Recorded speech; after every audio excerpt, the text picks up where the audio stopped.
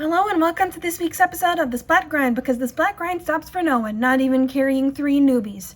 Today I'm going to tell you my Splatoon 3 highlights from the past week. June 17th. Today is a Splat Zones Day. I know, it's crazy, but I'm going to do it. I'm going to use the Aerospray MG because the available stages are Flounder Heights and Hammerhead Bridge, none of which have anything I can crash my Reef Slider into. Right? The first battle was on Hammerhead Bridge. The battle definitely started.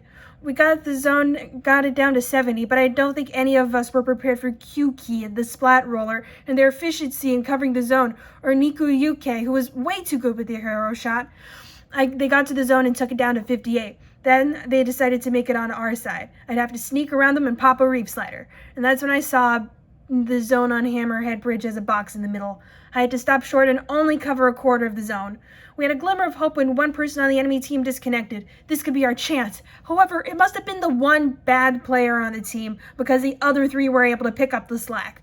They knocked us out in 2 minutes and 50 seconds. And that one didn't count. I switched the MG for the RG and went back in.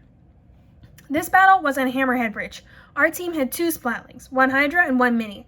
We had the zone first, but we had to steer clear of Toby W4N, the Exploser who had the range to fire at the zone without getting too close. If anyone was taking control from us, it was either them or Double A, the Aerospray RG, whose strategy is apparently sprinklers everywhere. Why even bother when I can break them with 3 shots? It was pretty cool when we used our Booyah bombs at the same time. I don't think we splatted each other or changed the course of the battle at all. Anyway, we had the zone and we're getting close to 0. If we could just keep it like this, we should be set. Then we lost control with 2 points. Luckily, I was swimming in and I almost had a Booyah bomb ready. I just needed to survive long enough to get it. The 3 members of the yellow team gathered around me ready to splat me at a moment's notice. 3 because there were 2 disconnects leading to a 3v3. I was wondering why I wasn't charging, but then I saw I was hitting R instead of down. I forgot that the Booyah and the bomb are 2 separate buttons. Then I charged it up, slammed it in my feet, and won. We got a knockout in 2 minutes and 43 seconds, and I got 6 splats to 4 times splatted. Let's do one more. The third battle was on the Hammerhead Bridge against Spinge Bill. That's it. The name's Spinge Bill. Anyway, if you're looking for stressful, look no further than this battle. First off, Spinge Bill was the top splatter on the enemy team. There was not a moment where I felt like we were good, whether it was Spinge Bill, or Cyclops releasing the Kraken, or this Ultra Stamp circling the zone, or getting splatted from behind by the Tri-Stringer. My Booyah Bomb seemed to do nothing. However, we did get control at points, and so did they. They must have been leading 50-something to 10 when we had control back, and we were not going to back down. As the clock wound down, I began to wonder which would come first. Would we get the knockout, or would the clock hit 0? Well, it was about 18 seconds left when we lost control at 8, giving us the lead, but not the knockout. Then they took control, and I knew what was going to happen. They would push us into a long, excruciating overtime, where they'd ultimately take the lead and win. Luckily, the overtime is the limit. We still won by 2 points. I'm never playing Splat Zones again. Oh, just kidding. Of course I'm going to play Splat Zones again. June 19th. For today's Turf War, hear me out. Dapple Dooley's Nouveau. As you might remember from last week, I got stuck with them during the Sheldon Sampler and then managed to get 9 splats, no assists, baby. So I thought maybe I should try them again. Sheldon said I might find my new favorite weapon. The first battle was on Hagglefish Market, and these are some weird names. Ghoul Freeze, just a smiley face with a bunch of smiley faces next to it. The enemy team had some heavy hitters such as this Splash Sploosh combo, and Cat, the Inkbrush Nouveau, who doesn't understand the concept of personal space, but as an Inkbrush main, I guess I don't either. These weren't exactly spawn campers. They kept a respectable distance, except for the Sploosh, who flattened 3 people with their Ultra Stamp on their way to our base. Saw them coming towards me, and decided to get out of their way and let my teammates deal with them as they respawned. It was okay because there was a crab tank right here waiting to get splatted from the back. Despite holding a strong defense for most of the battle, we were able to slip around them and win by 3%. So far, this is a great turfing weapon, but splatting-wise, that splat zone seems to be a fluke because I only have 4. On the results screen, I saw a message that said players waiting to join, which never happens because I'm a loner loser playing on my own. I change my shirt and keep going, and I see that Darkfire has decided to play with me. Let's do this. Second battle was on Inkblot Art Academy, and Darkfire and I were on the same team. And why does the other team always have an E-leader? Then one of our teammates disconnected right out of the game. I decided to keep turfing, because why not? And we were all kicked out. Apparently Darkfire got us split in the 12 seconds we were playing, so that must be pretty good. Let's go, and again, one or more players disconnected? Okay. The second battle, Sans Darkfire, was on Inkblot Art Academy. And why is my team made solely of splatter shots and juniors? I swear, if the other team has an E-leader, okay, they also have 2 splatter shots. Welcome back to Too Many Trizukas.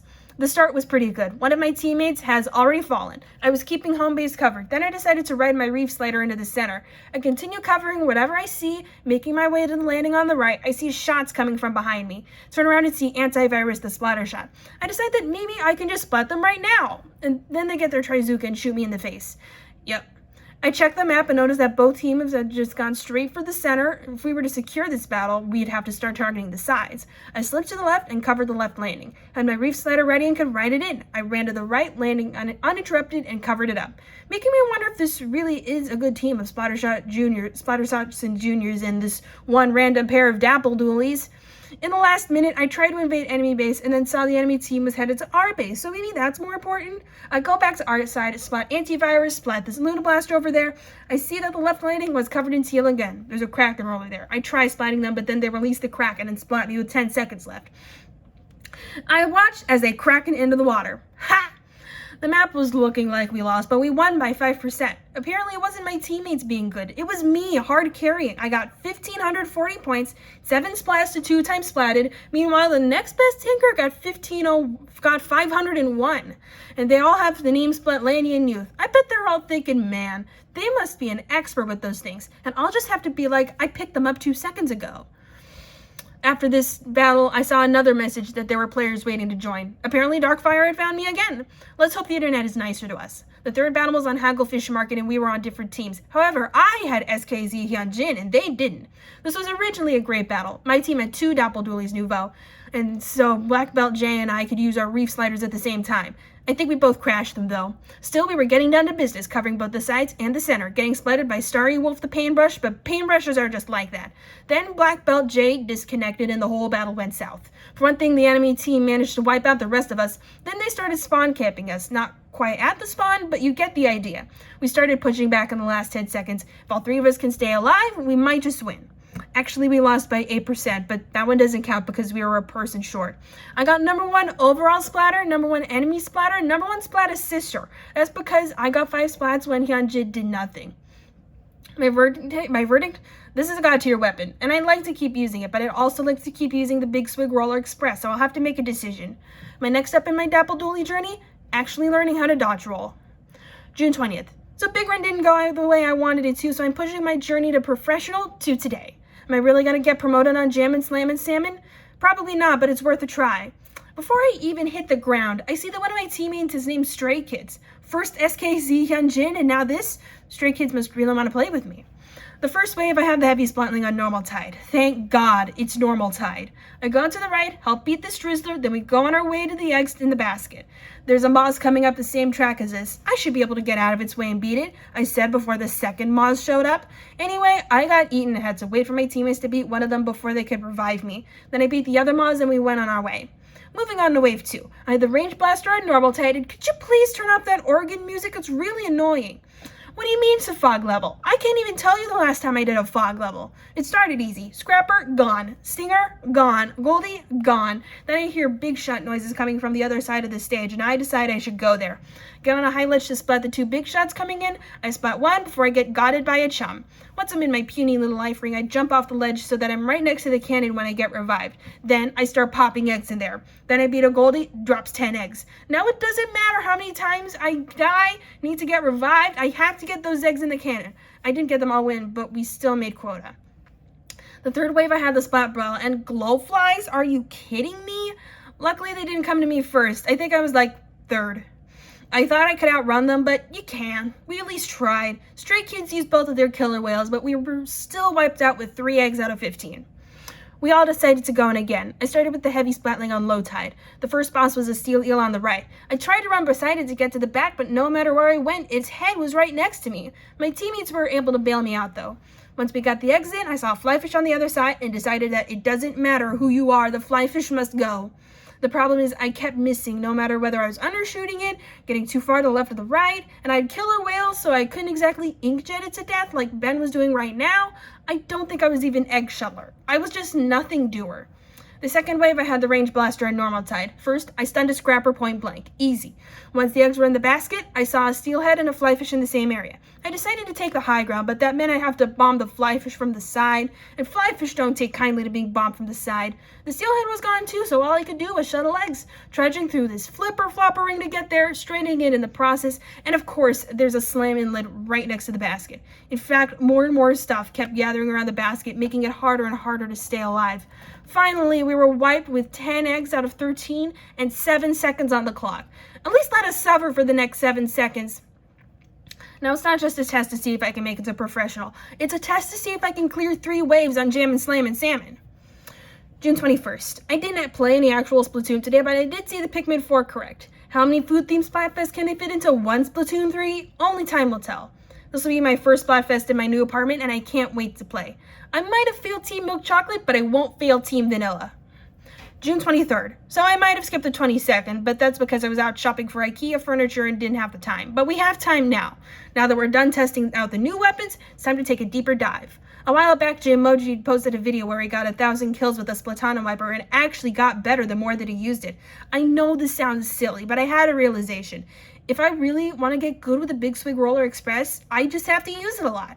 That's why I'm going to use the Big Swig Express in every battle I play until I get 100 splats. Turf War, Ranked, you name it, I'm going to become a Big Swig main. The problem is the Big Swig is the ultimate support roller, so I'll either be using this for a really long time, which is practice within itself, or I have to get really good at splatting people really fast. Today's Turf War, and we're starting on Hagglefish Market. What are we thinking about 2 Aerospray RGs and a Riper Deco on my team? Are we going to win with the special spam?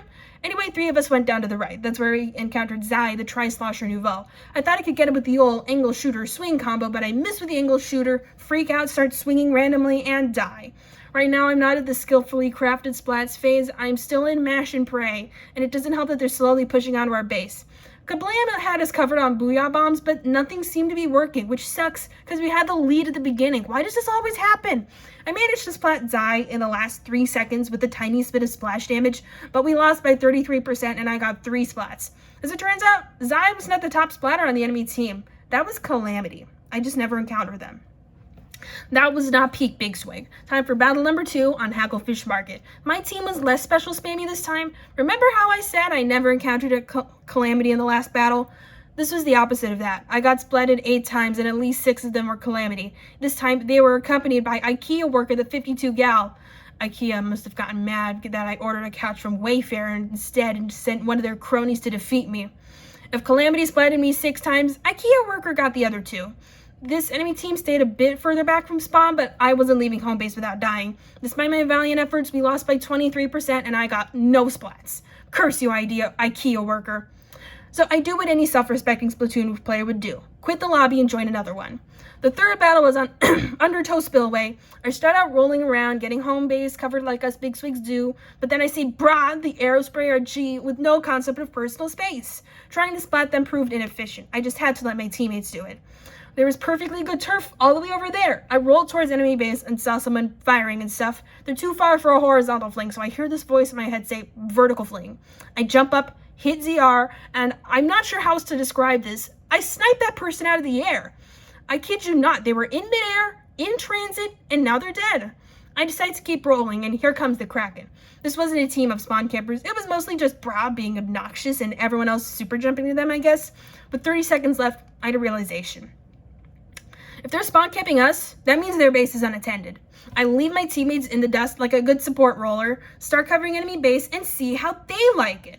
I was personally winning, but my team was still in the danger zone. Despite Bra being a dirty spawn camper, we lost by only 14%, and I got 1,387 points and 3 splats, which is ideal Big Swig gameplay. Not a lot of splats, but so much turf. So that's 6 splats total, out of 100. Just as I suspected, this is going to take a while. Thank you for listening to the Splat Grind. Be sure to come back next week for even more Splatoon craziness.